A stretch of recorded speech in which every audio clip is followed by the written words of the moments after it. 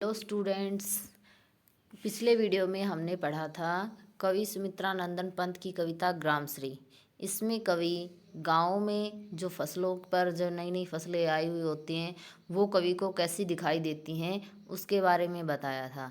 कवि बता रहा है कि अनेक रंगों की तितलियाँ जब रंग बिरंगे फूलों के ऊपर उड़ती हैं तो ऐसा लगता है जैसे फूल ही एक डंठल से दूसरे डंठल पर उड़ रहे हैं।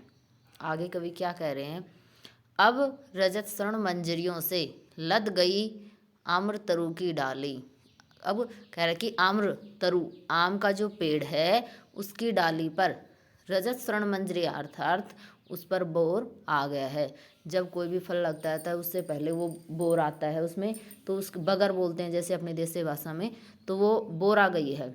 आम के पेड़ की डाली अब स्वर्ण मंजरियों से बोर आ गई है।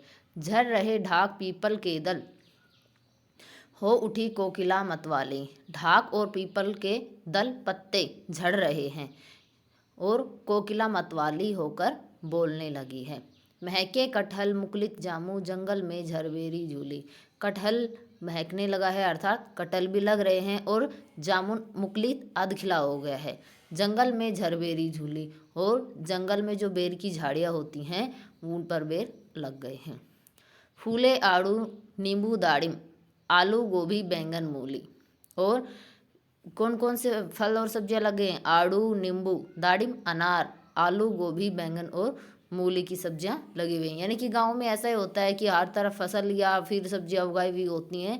तो कभी उन सब का जिक्र कर रहा है कि अब आम की जो पेड़ की डाली है वह बोर आ गई है, उस पर स्वर्ण मंजरियां लद गई हैं। ढाक और पीपल के पत्ते झड़ने लगे हैं और इतना सुंदर वातावरण को देखकर कोकिला मतवाली होकर बोलने लगी है। कटहल महकने लगा है अर्थात कटहल के भी फल जो सब्जी होती है कटहल वो लगने लग गया है। जामुन अधखिला हो गया है। जंगल में जो बेरी की झाड़ी होती है वो भी झूली है, यानी कि उस पर भी बेर लगने लगे हैं। आड़ू नींबू अनार आलू गोभी बैंगन और मूली भी लग रहे हैं। पीले मीठे अमरूदों में अब लाल लाल चित्तियाँ पड़ी। अब कह रहे हैं कि जो अमरूद जब पककर पीले हो जाते हैं मीठे हो जाते हैं और जो ज़्यादा पक जाते हैं तो उसमें हल्की हल्की सी चित्तियाँ पड़ जाती हैं, दाग से लग जाते हैं।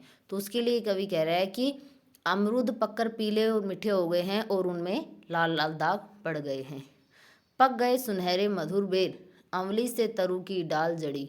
और बेर भी मीठे होकर पककर मीठे हो गए हैं और अमली तरु की डाल जड़ी। आप जो आंवले की जो पेड़ की डाल है उस पर आंवले लगे हुए हैं, उसमें जड़ा हुआ इसलिए कह रहा है कि उसमें एक ही पेड़ पर बहुत सारे आंवले लगे हुए होते हैं। तो उसके लिए कवि कह रहा है कि आंवले की पेड़ की डाल पर आंवले से लद गई है। लह लह पालक मैं धनिया लौकी और सेम फली फूली। पालक और पालक लहला रहा है अर्थात वो जब हिलता है बड़ा बड़ा हो गया तो हिलेगा तो लहलाएगा। और मैं धनिया और धनिए की महक भी चारों ओर फैली हुई है। लौकी और सेम फली फैली लौकी और सेम की फली भी फैल गई है, यानी कि लौकी और जो सेम की बेल होती है उसमें वो लग गई हैं। मखमली टमाटर हुए लाल मिर्चों की बड़ी हरी थैली। टमाटर पककर मखमल से लाल हो गए हैं और मिर्च के पेड़ पर मिर्चों का एक गुच्छा सा लगा होता है तो उसके लिए कवि कह रहा है कि वो एक बड़ी थैली के समान लगते हैं। इस तरह से मिर्चों के गुच्छे लगे हुए हैं। देखो कवि की कल्पना क्या क्या हर एक के लिए नए नए शब्द लेकर आ रहा है, नए नए बिंब लेकर आ रहा है। पीले मीठे अमरूदों में अब लाल लाल चित्तियाँ पड़ी। कह रहे कि अमरूद पककर पीले और मीठे हो गए हैं और उनमें लाल लाल दाग होने लग गए हैं। पक गए सुनहले मधुर बेर अमली से तरु की डाल जड़ी। बेर भी पककर मीठे हो गए हैं और आंवले के पेड़ की डाल पर आंवले जड़ गए हैं, लद गए हैं। पालक लहलहा रहा है धनिया महक रहा है। लौकी और सेम की फली भी फैल गई है अर्थात वो भी मोटी हो गई हैं। मखमली टमाटर हुए लाल मिर्चों की बड़ी हरी थैली। टमाटर पककर मखमल के समान हो गए हैं, लाल हैं और मिर्च के पेड़ पर बड़ी बड़ी मिर्चों के गुच्छे लगे हुए हैं। बालू के सांपों से अंकित गंगा की सतरंगी रेती। अब कवि कह रहा है कि जब पानी बह रहा होता है और बहने के बाद जब वो समाप्त हो जाता है तो रेतीली मिट्टी में तिरछे टेढ़े टेढ़े निशान बन जाते हैं। उसके लिए कवि ने देखो क्या कल्पना की है कि बालू के सांपों से अंकित गंगा की सतरंगी रेती, गंगा के किनारे जो रेत है वो उस पर पानी जाने के बाद जो निशान बच गए हैं उस वो ऐसे लग रहे हैं जैसे सांपों के चलने से वो निशान रह गए हों, और जब उन पर धूप पड़ती है तो वो रेत सतरंगी दिखाई देती है। सुंदर लगती सरपत छाई तट पर तरबूजों की खेती, और गंगा के किनारे पर जो सरपत घास वास छाए रहते हैं और जो तरबूजों की खेती होती है वो भी बहुत सुंदर लग रही है। अंगुली की कंघी से बगुले कलंगी संवारते हैं कोई। अब देखो कवि ने क्या कहा है कि जो बगुला होता है उसके ऊपर एक सिर के ऊपर थोड़े से बाल से होते हैं, उसको कलंगी कहते हैं। जैसे मोर के ऊपर भी होती है और बगुले के ऊपर भी होते हैं। तो उसके लिए कवि कह रहा है कि वो अपने पैरों की उंगली को कंघी के समान बनाकर अपनी कलंगी को संवार रहे हैं। जैसे हम अपने बालों में कंघी करते हैं वैसे ही ऐसे लगता है जैसे बगुला अपने पैरों की उंगली को कंघी बनाकर अपनी कलंगी को संवार रहा है। तिरते जल में सुरखाब पुलिन पर मगरोठी रहती सोई, और जल में सुरखाब एक पक्षी का नाम है कि वो जल में तिरते रहते हैं और पुल पर मगरोठी सोई रहती है। हम एक बार इसको फिर से देखेंगे। बालू के सांपों से अंकित गंगा की सतरंगी रेती, गंगा के किनारे पर जो उसमें पानी बहकर वहाँ से सिमट गया है, बहकर चला गया है, तो उस पर जो निशान रह गए वो ऐसे लगते हैं जैसे सांपों के चलने से निशान बन गए हैं, और जब उस पर धूप पड़ती है तो वो मिट्टी सतरंगी लगती है, बहुत ही सुंदर लगती है। सुंदर लगती सरपत छाई तट पर तरबूजों की खेती, और गंगा के किनारे पर जो घास वगैरह उग आए हैं वो और तरबूजों की खेती बहुत सुंदर लगती है। अंगुली की कंघी से बगुले कलंगी संवारते हैं कोई, और बगुले अपनी कलंगी को अपने पैरों की उंगली से ऐसे कर रहे हैं जैसे उसमें वो कंघी कर रहे हों। तिरते जल में सुरखाब पुलिन पर मगरोठी रहती सोई, और जल में सुरखाब नामक पक्षी जो हैं वो तैर रहे हैं और पुल पर मगरोठी सोई रहती है। हसमुख हरियाली हिम आतप सुख से अलसाए से सोए। अब देखो कवि क्या कह रहे हैं कि हसमुख हरियाली, हरियाली जो है वो हरी भरी तो सब कुछ जगह सुंदर ही लगती है। हरियाली का मतलब यही होता है कि हरा भरा सब कुछ, और वो बहुत सुंदर लग रही है। हिम आतप, हिम का अर्थ होता है सर्दी और आतप का धूप, कि सर्दी के धूप में जो हरियाली है वो ऐसी लग रही है जैसे सुख से अलसाए से सोए, जैसे वो सुख से अलसा कर सोई हुई है।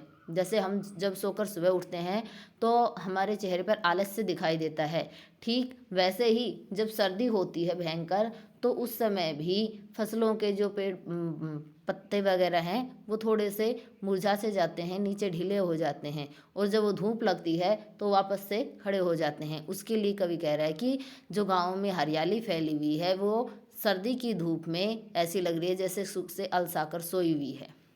भीगी अंधियाली में निसी की तारक सपनों में से खोए, और निसी रात के अंधेरे में जैसे वो भीगी हुई है, और जब तारे उगते हैं जैसे वो तारों के सपनों में खोई हुई है। यानी कि रात भर तो जब रात में अंधेरा होता है तो उसमें ओस गिरती है तो वो भीग जाती है, और फिर धूप में ऐसे लगती है जैसे वो अलसाई हुई सी है।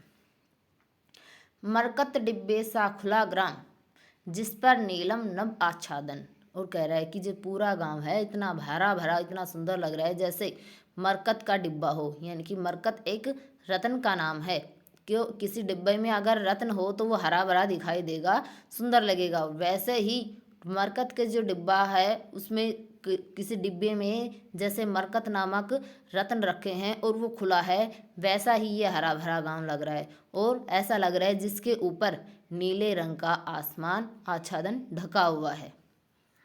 निरुपम हिमांत में स्निग्ध शांत निज शोभा से हरता जनमन, और जो ये गांव है ना वो जो मरकत के डब्बे के समान खुला हुआ लग रहा है, जैसे खुला हुआ मरकत का कोई डब्बा हो और उस पर नीले रंग का आसमान ढका हुआ है। वो अपनी निरुपम हिमांत में स्निग्ध शांत, वो अपनी अनेका सर्दी के अंत में चिकने और बिल्कुल शांत है, और अपनी शोभा से हरता जनमन सभी लोगों के मन को हरता है, उनको अच्छा लगता है। हसमुख हरियाली हिम आतप सुख से अलसाए से सोई। कवि कह रहे हैं कि जो हरियाली है वो ऐसी लग रही है सर्दी की सुबह में धूप में, जैसे सुख से कारण अलसा सोई हुई अलसाई हुई सी लग रही है। भीगी अंधियाली में निसी की तारक सपनों में से खोए। और रात के अंधेरे में भीगी हुई तारों के सपने में खोई हुई सी लगती है। मरकत डिब्बे सा खुला ग्राम जिस पर नीलम नव आच्छादन। जो पूरा गांव है वो ऐसा लगता है जैसे मरकत नामक जो रत्न है उस डब्बे उसमें भरा हुआ है और वो खुला हुआ है और उसके ऊपर नीले रंग का आसमान ढका हुआ है।